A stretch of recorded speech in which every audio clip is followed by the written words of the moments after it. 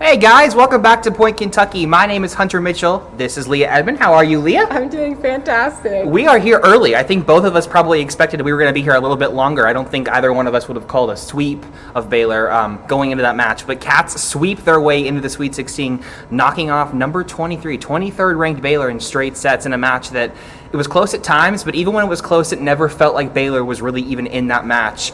Let's go with your first takeaways from that. What did you see out of Kentucky tonight? Well, Kentucky hit 500 as a team, not a person, a team. Mm-hmm. They had 4 people that had double-digit kills, and the lowest hitting percentage was 538. So, we're in the tournament. Yeah.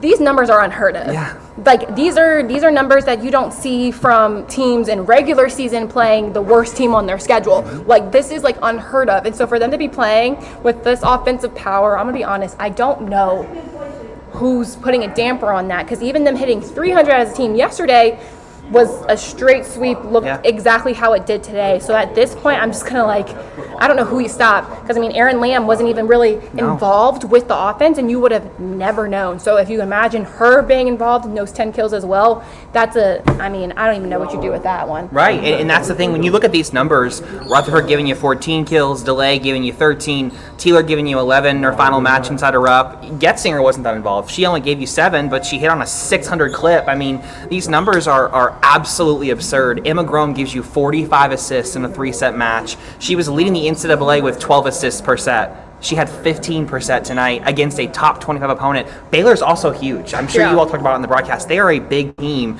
They have Elise McGee is, I think, 6'4". Mm-hmm. That's a big outside hitter going up against Reagan Rutherford, and she literally gives you 14 kills on a 632 clip. I mean, these are numbers that, again, we keep giving that little offensive comparison to that championship team from 3 years ago. This is why. I mean, right now, when you look at Kentucky, the only way to get to slow down that offense is to get them out of system with the serve. And tonight, Baylor's a good serving team, and at times got Kentucky out of system, but they hit 500 regardless. It didn't matter. It doesn't matter. This team is so intelligent, even if they're out of system. Brooklyn, Aaron, Reagan, they know, even if this isn't a perfect swing, I can at least make the setter make a first contact, or just put the ball in a spot where you can't dig it. It doesn't have to be hit hard. You can just tip it. Yeah. There was one shot that Aaron had in that third set. Ball was way too tight to the net, and she just swiped it off the block. You can't dig those. Those are not playable balls, and Kentucky has just been so dominant offensively. This weekend was, absurd. I don't know what to say about it. I really can't. Like, there's just so many words, because, like, you even say, like, okay, a team puts them pressure serving-wise on them, but they're still hitting so high out of system. Like, it's still, like, there's a potential that when they go for swinging, I'm like, oh, this could potentially be a kill, because they're just swinging so confidently, and there's so many options, and they have so many options. I mean, we saw Reagan Rutherford serving and playing back row more than we've ever seen her since before her injury. And so to be able to have that weapon as well when you want to throw it in, I have no words, because I'm like, I really don't know who's going to put up enough of a fight to stop that offense when no matter if they're in system or out of system, they're rolling. Serving wise was incredible. They had multiple aces. They put so much pressure. Blocking was involved again. There's just so much going on that you're just kind of like, this is what Kentucky saw from themselves this entire year that like people didn't see maybe on the outside because of a record, but they knew what they were getting. And so to see them playing and firing at all cylinders at this point of the year, you can't really do much with that. Well, and going into that match, we were talking about Elise McGee's topspin serve, about how much trouble it gave JMU yesterday. Today, I counted. I was very intentional about how many times does Elise McGee go on a serving run. She didn't serve twice in a row one time in a 3-set match. I think the first time she actually went back with that topspin, it went right to Molly Tuzzo. It was a beautiful serve that dropped nearly right in front of Molly, and it was a perfect pass to Emma. And she ran the offense, and they immediately got her off the service line. Even stuff like that, these instances where you think that's going to be what gets them, experienced junior players that have a really good serve can get you out of system, that's going to be the Achilles heel. Even that wasn't. I don't know. Tonight we thought they were going to go at Brooklyn a lot and serve receive, and they did early. And then, like you said, okay, just pass 2. And then Eleanor gives you a perfect ball to Emma. The things that most teams would do against you that in the past worked when Leah was playing, because they didn't have that number of offensive options that Kentucky has. Those things worked. That's why that year that you all won 18 straight in the SEC, you ran into that Nebraska team that served you all off the floor, and you couldn't ever get into a rhythm. That's one of those things where this team they're so good offensively. offensively, but what they've done in serve receive, at least to this point, is so impressive. It's why they're hitting 500 against a top 25 team. Early in the year, we were saying they can't sweep anybody. They can't sweep a team. Not in the tournament. They couldn't, much less sweep a top 25 team. And they handled Baylor as if Baylor had no business being in the gym. And that's absurd because Baylor is talented. They played Texas twice. They played Houston twice. They played they played in a very good Big 12 this year, and it made Baylor look like they were essentially nothing. It's just going to be so, like, seeing the next matchups of who they could potentially have. Yeah. I mean, it's just going to be so hard. These teams are playing, I think every team that is on their side of the bracket is at least, there's no one sleeping. Right. They're all getting beat in 4 sets, which is what you're expecting from the tournament because you're like, well, every team deserves to be here. They earned the right here, so they're going to put up a fight. Like, no one's going to allow themselves to get swept, what you thought. Because going into this game, I was like, this is going to be a huge offensive battle. Like, they're going to be firing on all cylinders. Like, it's going to be back and forth. We both thought that, yeah. Like, I did not assume, like, that first set was like, okay, that's what I thought. And so I thought that next set coming in, Baylor was going to play how they did. And what a crazy stat that I saw on there was during that second set, Baylor had made no errors. They had no hitting errors. They had no serving errors. But Kentucky earned every single point they had, which means that either they got a kill, an ace, or a block. I'm like, so as a team, what does that do to you when you know that you're playing perfect volleyball and you still were about 7 points behind Kentucky down that entire set? Like, that's infuriating. It's reminiscent of playing a team like Nebraska who digs everything, and it's like, man, even when we get a good swing, the ball isn't going down. It's the same thing. Even if you get a kill and you get the serve back and you're like, okay, let's cause some chaos from behind the service line. Let's play defense. It's an immediate side out. How do you continue playing with confidence when it feels like you can never string points together? That's what it felt like. Baylor could never string points together. Kentucky was either always siding out or point scoring off the serve. Elise Getzinger gave them hell from behind the service line tonight. And we've seen moments, and obviously that short serve that won the match at Georgia, we've seen her with that serve be really, really good this year. She was giving them all kinds of trouble, and there was nothing that Baylor could do. It seems like every single match there is something different that is the reason why Kentucky is winning. Tonight it was that ability for Elise to go on a really big service run. It just seems like something different is every single week. And again, we talked about it. Elise and Aaron didn't give you that many kills offensively. Elise only gave you 7, Aaron only gave you 5, and Aaron hit 067. So it wasn't like Aaron had a great game. We've been talking about Aaron the last 2 weeks before this tournament. Like, she's one of the best players on the team, and she didn't even really play that well this weekend. So again, when you look at Kentucky, there's reason to believe that when Craig Skinner says we can play better, he's being truthful, because tonight Aaron Lamb, your secondary outside, really wasn't a factor. That stuff is going to translate as Kentucky gets deeper. Let's look ahead now. The likely next opponent for Kentucky is Arkansas. We talked about it when that selection show came around. It is hard to beat a team 3 times, but when you look at, again, the way Arkansas is made up, the way they play, I think Kentucky is a matchup problem for them. I mean, obviously it might not be Arkansas. TCU is still in it. They upset Florida State earlier tonight. A lot of people thought that it was going to be Arkansas, Florida State duking it out, and those two might be, who's going to take it. It's either one's game.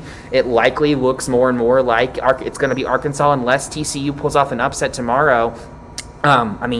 Let's preview Arkansas again. What does Kentucky need to do if Arkansas is indeed their opponent next weekend? I mean, they have to play how they played that last Wednesday game against them. Just lights out on every department. You shut down their outsides, which I was kind of on the defense about that, as you let them get their kills and you let everybody else go, and you control everybody else, so they control them and everyone else. Yeah. So at this point, you're playing them for a 3rd time, which again is ridiculous in itself that they're playing a team 3 times and you're playing them twice within about a week and a half, which is kind of ridiculous. You have to be disciplined. You can't let the 2 games that you played during the regular season impact this game now, because now it's tournament. It's not, hey, I'm trying to win an SEC championship, but I know I'm going to make it to the tournament. It's, if you lose this game, you're done. There is no more volleyball to be played. This has big implications because you're in a Sweet 16 now. Going to the Elite 8, that makes a difference. That makes a difference team morale-wise. That makes a difference recruiting-wise. And I have a team that goes that far on those types of occasions. It's a lot. So for them, they have to stay focused. And then if they see a TCU team, you have to watch out, because at that point they've upsetted almost 3 teams in a row. You have to be on the lookout for what they're doing and how they're playing, because I haven't seen TCU yet, but knowing their conference, they're in that same conference as Baylor. They played a BYU, a Houston, a Baylor, a Texas, a Kansas, all these big teams that are all seeded right now. So you have to be on the lookout for them, but it's going to be Kentucky has to play Kentucky volleyball, and you can't worry about who's on the other side of the net, because you're going to see all types of teams. You're going to see volleyball that you've never seen before, and I'm expecting Arkansas to play with a little bit more of an edge Right. if that's who they see, because they've already been beaten twice by Kentucky, and Kentucky has spoiled majority of their hopes, and they don't want to let them spoil this one as well. TCU has pulled off a few upsets this year in the Big 12. That's why they're in this tournament. So if it is in fact TCU, that's a team that you have to take seriously, even if they don't have a seed by their name. That's a legitimate team out of the Big 12. Arkansas is one of those teams we keep harping on it. They're very left pin dominant. Taylor Hedgley and Gillen. If that's who you see, look for Reagan Rutherford again to have a big match. In that second match a week and a half ago, she was massive. I mean, I think she had 6 or 7 blocks against Arkansas that night on Julian Gillen, Taylor Head. They severely limited those outsides. That's how you win. That's what led them to a sweep. If it is in fact Arkansas, that's one thing to watch for. I think too, what Kentucky has to be careful of is looking down the bracket. You know that if you get by Arkansas, it's likely Nebraska. And I think this team and the coaching staff, they all feel like in that first Nebraska match in the Devaney Center, this team found something. Even though it was a loss and it was a 4-set loss, winning that third set, having a big lead in the fourth, looking like they were going to push it to a fifth before Nebraska came back, this team I think almost feels like, wow, what a storybook it would be if Nebraska's what kind of got us going and where we felt like we could do something. What if we could beat them on their home floor to get to a Final Four? You've got to make sure that you take care of whoever it is in that Sweet 16 matchup before you get there. If you get past that match, think about it all you want. How do we beat Nebraska? That's the main goal. Craig has never beaten John Cook in Nebraska since he's been at Kentucky. That's on his bucket list, I'm sure. And if he can knock out the number 1 overall seed on their home floor to get to a Final Four, I'm sure he would enjoy that. Yeah. And like I said, it'd be storybook, right? Nebraska's where you got this roll going, knock them out of the tournament. That'd be great. But you've got to make sure you pay attention to who that opponent is in the Elite Eight. If it is indeed Arkansas, you mentioned it, they're going to be hungry because you not only beat them twice in the SEC season,